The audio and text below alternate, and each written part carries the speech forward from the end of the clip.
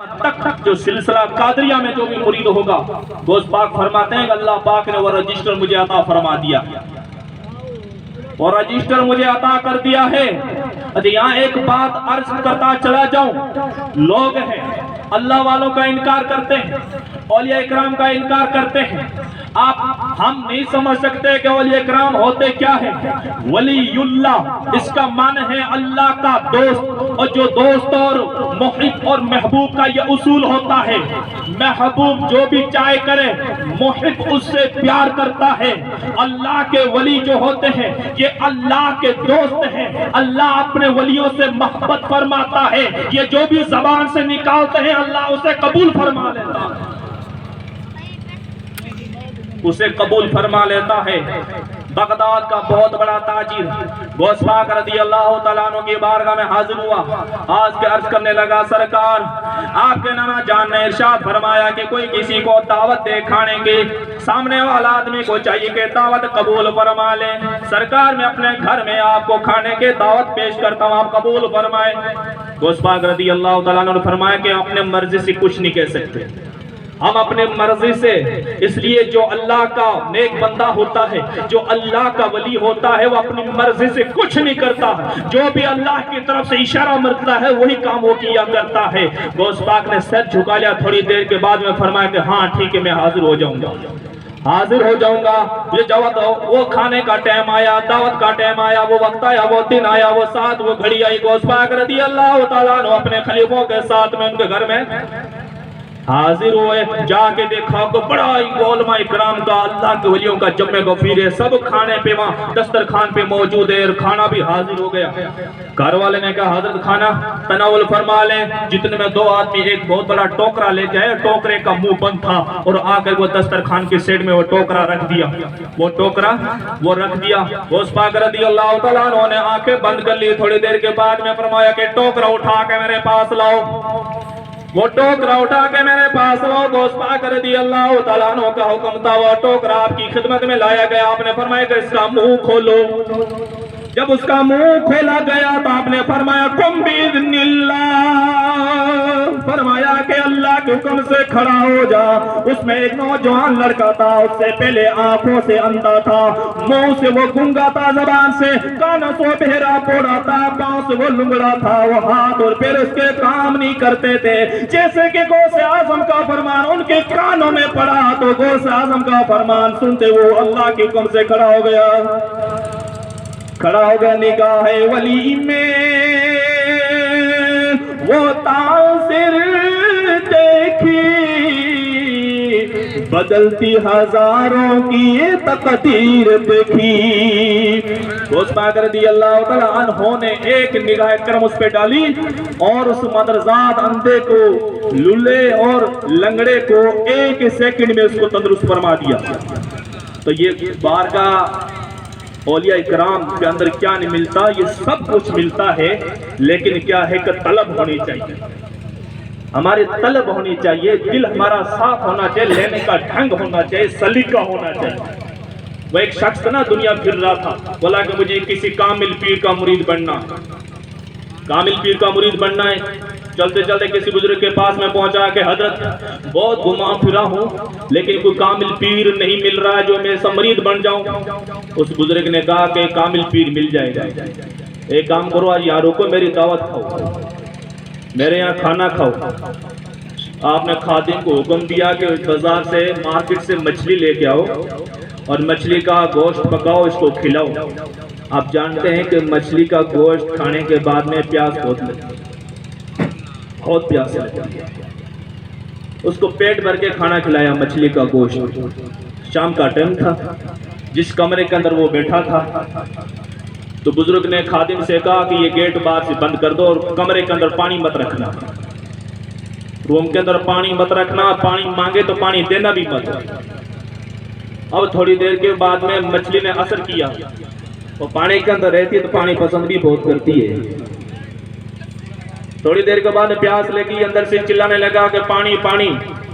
کسی نے نہیں سنی، کسی نے نہیں سنی، پوری رات چلاتا رہا پانی پانی پانی۔ صبح ہوئی تو آپ نے بزرگ نے خادم سے کہا گیٹ کھولو، اور گیٹ کھولا اور وہ آیا آپ کی بارگاہ میں تڑپتا ہوا تھا. آپ نے فرمایا کہ کیسے رات گزری؟ اس نے عرض کی سرکار سب کچھ بعد میں، پہلے پانی، پہلے پانی. بزرگ نے فرمایا کہ بس یہی حال ہے. تو کہہ رہا نا کوئی بزرگ ملتا نہیں ہے، تیرے اندر تڑپ نہیں تھی، طلب نہیں تھی. پہلے جس طرح تو پانی کے لیے طلب پیدا کر چکا، تڑپ رہا ہے، پہلے وہ دل لا، انشاءاللہ ولی تجھے بہت ملے. تب اس نے کہا اب معاملہ سمجھ میں آ گیا. بزرگ نے اس کو مرید بنایا، خاص بنایا اور اس کو نصیحت سے وصیتیں فرمائی. تو غوث پاک رضی اللہ تعالیٰ عنہ فرماتے کہ جس زمانے کے اندر میں بغداد شریف میں پڑھ رہا تھا عمر کی 10 سال. 10 سال کی عمر میں جب میں پڑھ رہا تھا اپنے بستی میں کسی مکتب کے اندر، جب میں گھر سے نکلتا تھا، آج ہمارے بچے اسکول یا مدرسہ جاتے ہیں نا، کسی کو باپ چھوڑنے جاتا ہے، کسی اس کا بھائی جاتا ہے، کسی بچے کو اس کی امی چھوڑنے جاتی ہے، اور کسی کے گیٹ پہ گاڑی، بس، ٹیکسی، ٹیمپو ہوتا، بچے اس میں بیٹھ کے مدرسہ جاتے ہیں. قربان جائے میرے غوث کی شان پہ، جب آپ گھر سے نکلتے ہیں تو فرشتے لے کے جاتے تھے. فرشتے آپ کو مدرسہ لے کے جاتے تھے. 10 سال کی عمر ہے، فرشتے آپ کو مدرسہ لے جاتے.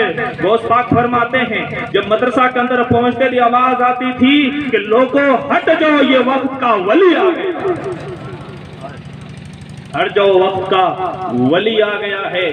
تو پھر آپ سے کسی نے عرض کی سرکار آپ ولی کب بنے تھے؟ حالانکہ آپ پیدائشی ولی تھے. غوث پاک رضی اللہ تعالیٰ عنہ پیدائشی ولی ہیں.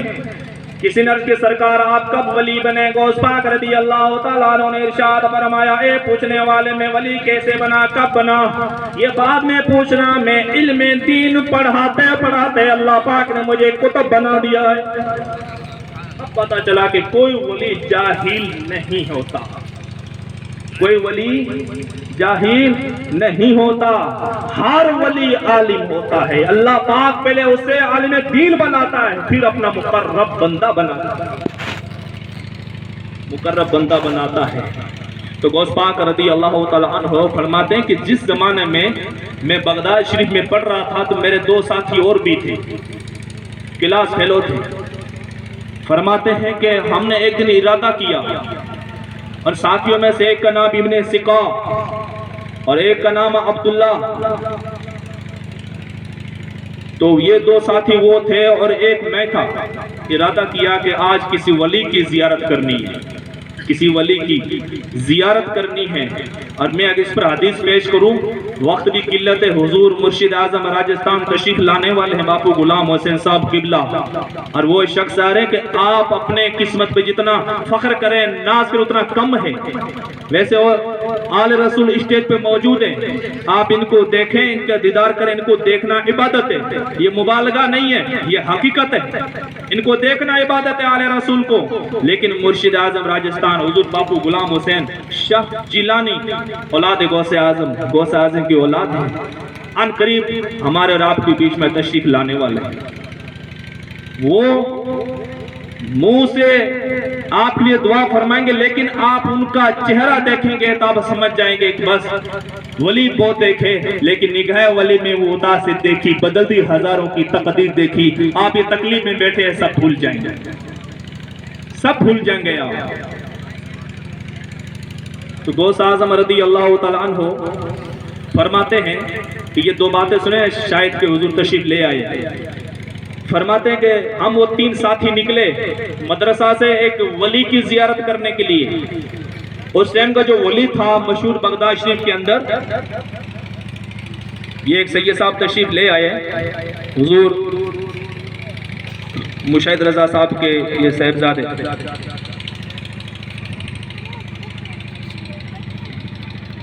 تو وہ فرماتے ہیں کہ ہم نکلے. اس زمانے میں جو ایک ولی تھا، اس ولی کا انداز یہ تھا کہ وہ رجال الغیب سے تعلق رکھتے تھے. رجال الغیب اس ولی کی جماعت کو کہتے ہیں کہ تھوڑی دیر میں وہ حاضر ہو جائے پھر اچانک وہ غائب ہو جائے. ہم ان کا دیدار کرنے کے لیے، زیارت کرنے کے لیے نکلے. اب میں ایک یہ چھوٹی سی بات کہتا ہوں نا، ادب آ جائیں گے. اولیاء اکرام کا ادب کتنی بڑی چیز ہے، اور اولیاء اکرام کی بے ادبی کتنی جو ہے بڑی نحوست ہے. غوث اعظم رضی اللہ تعالیٰ عنہ فرماتے ہم 3 ساتھی نکلے راستے میں ایک ساتھی نے کہا جس کا نام ابن سکا تھا، وہ کہنے لگا کہ آج میں اس ولی سے ایسا سوال کروں گا کہ وہ لاجواب ہو جائیں گے، ایسا سوال کروں گا کہ وہ لاجواب ہو جائیں گے۔ دوسرے نے کہا کہ میں ایسا سوال کروں گا کہ میں دیکھوں گا کہ وہ کیا جواب دیتے ہیں، میں دیکھوں گا وہ کیا جواب دیتے ہیں۔ ایک کہتا کہ ایسا سوال کروں گا کہ وہ جواب نہیں دے سکیں گے۔ دوسرے نے کہا کہ میں دیکھوں گا، جب اسے سوال کروں گا دیکھوں گا کیا جواب دیتے ہیں۔ تو دونوں نے مل کے غوث پاک سے عرض کی سرکار آپ کیا کریں گے؟ غوث نے فرمایا کہ میں تو اللہ کے ولی کا دیدار کروں گا، کچھ نہیں کروں گا، صرف ان کا چہرہ دیکھوں گا، ان سے دعائیں لوں گا۔ آئیے وہ تینوں لوگ اس ولی کی خانقاہ میں پہنچے، جب کمرے میں پہنچتے ولی موجود نہیں، 1 منٹ نہیں ہوا وہ ولی پھر حاضر ہو گئے۔ حاضر ہوتے غضبناک لہجے میں فرمایا اس شخص کی طرف جس نے کہا کہ میں ایسا سوال کروں گا کہ وہ لاجواب ہو جائیں گے۔ اس ولی نے فرمایا کہ ابن سکا تیرے دل میں یہ سوال ہے اور اس کا یہ جواب ہے، تو یہ سمجھتا ہے کہ میں پھنسا دوں گا، جواب نہیں دے سکوں گا۔ جاؤ تیرے دل کے اندر ایمان کی نہیں، ان قریب تیرے دل کے اندر کفر کی بو آ رہی ہے، کفر کی بو آ رہی ہے۔ دوسرے کی طرف متوجہ کے فرمایا اے ابو عبداللہ تو کہتا کہ میں دیکھوں گا کیا جواب دیتے ہیں، جاؤ تیرے دل کے اندر یہ سوال ہے اس کا یہ جواب ہے۔ میں دیکھ رہا ہوں کہ ان قریب تیرے پاس اتنی دنیا آ جائے گی، دولت آ جائے گی، تیرے کانوں تک پہنچ جائے گی۔ پھر تیسرے غوث اعظم رضی اللہ تعالیٰ عنہ کی طرف دیکھا اور فرمایا کہ بیٹے میرے قریب آ جاؤ، اے عبد القادر میرے قریب آ جاؤ۔ غوث اعظم قریب گئے، اس ولی نے سینے سے لگا لیا اور فرمایا اے عبد القادر میری نگاہ دیکھ رہی ہے، آنے والے ٹائم کے اندر یہ تیرا قدم ہر ولی کے گردن پر ہوگا، تو 70,000 مجمع میں اعلان کرے گا اے لوگوں میرا یہ قدم تمام اولیاء کرام کی گردن پر ہے۔ ابو عبداللہ فرماتے زمانہ گزرتا گیا، میرے پاس اتنی دولت آ گئی میں اس کو سنبھال نہیں سکتا، بہت کوشش کرتا تھا میں دور اٹھاؤں لیکن اس سے باہر نہیں نکل سکتا تھا۔ مجھے پتا تھا کہ ولی کی دعا ہے جس نے کہا تھا کہ اتنی دولت آئے گی تو کانوں تک چھو جائے گی، کانوں تک پہنچ جائے گی، دور کرنا چاہے گا دور نہیں ہٹے گی۔ میں سمجھ رہا تھا لیکن دل میں خیال کیا کہ میرا ایک ساتھی تھا جس کا نام ابن سکا تھا، وہ وقت کا وہ اتنا بڑا عالم تھا، اس زمانے کے اندر اس کے سامنے کوئی عالم ٹھہر نہیں سکتا تھا، مناظرے کے اندر وہ سے کوئی جیت نہیں سکتا تھا۔ وہ ملک روم چلا گیا، ملک روم پہنچا تو ایک بادشاہ تھا ملک روم کا، عیسائی تھا، اس کے دربار میں وہ وزیر بن کے رہا، وہ عالم ابن سکا۔ جب اس کے پاس رہا تو وقت گزرتا گیا، اچانک اس ابن سکا جو عالم تھا اس کی نظر بادشاہ کی بچی پہ پڑ گئی اور اس ابن سکا نے بادشاہ کو نکاح کا پیغام دے دیا کہ اپنی بچی کی شادی مجھ سے کرا دو۔ بادشاہ نے کہا کہ ایک شرط ہے شادی کرا دوں گا۔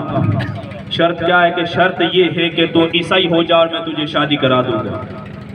اللہ اکبر کبیرہ۔ یہ جگہ خالی کر دیں، حضرت آ رہے ہیں تشریف لا رہے ہیں اور بزرگ آدمی یہ بیچ میں جو لوگ بیٹھے ہیں جگہ خالی کر دیں، قریب قریب آ جائیں، جتنے قریب، ولی کا معنی قریب ہوتا، آپ ولی کے قریب ہوئے انشاءاللہ برکتیں ملے گی، برکتیں ملے گی، اور قریب آئیں دعائیں قبول ہوگی، آپ ان کا دیدار کریں گے انشاءاللہ عظمت ملے گی، آپ کو جو ہے اللہ پاک کی طرف سے یہ رحمت نصیب ہوں گی۔ آپ قریب آ جائیں اور قریب آ جائیں، پچھے والے کریں اور قریب آ جائیں۔ تو حضرت ابو عبداللہ کہتے ہیں کہ میں اسے ملاقات کے لیے گیا، آج اور قریب آ جائیں، جب ملاقات کے لیے گیا تھا تب اس شخص کو اس حالت میں دیکھا ابن سکا کو کہ وہ ملک روم میں گلیوں میں بھیک مانگتا پھرتا تھا لیکن اس کو کوئی بھیک نہیں دیتا تھا، اور اس کے جسم میں ایسے کیڑے پڑ گئے تھے، گھر والوں نے اٹھا کو جہاں اس کو کچرا ڈالتے ہیں، کوڑا کرکٹ ہوتا ہے، جہاں پہ اکول کی پہ اس کو ڈال دیا، اور کوئی اس کو پانی پلانے کے لیے تیار نہیں تھا۔ وہ ابو عبداللہ کہتے ہیں کہ میں نے اپنے ساتھی سے کہا کہ بتاؤ تو تو بڑا عالم تھا نا، تو تو بڑا قرآن کا حافظ تھا، ایک ایک بیٹھک میں جو قرآن پاک پڑھ دیا کرتا تھا، بتا آج کوئی قرآن کی آیت یاد ہے کہ نہیں؟ اس نے کہا ایک آیت یاد ہے جس کا مفہوم یہ ہے کہ بہت سے ایسے لوگ ہوں گے جنہوں نے کفر کیا، وہ خواہش تمنا کریں گے کاش کہ ہم مسلمان मुसलमान होते। फिर अबू अब्दुल्ला कहते हैं कि मैंने अपने साथी का चेहरा काबे की तरफ किया, उसकी रूह निकल रही थी कि जैसे मैं किबला की तरफ उसका मुंह करता था उसका चेहरा काबे से फिर जाता था। मैंने 3 मर्तबा ये कोशिश की, तीनों मर्तबा उसका चेहरा किबले से फिर गया।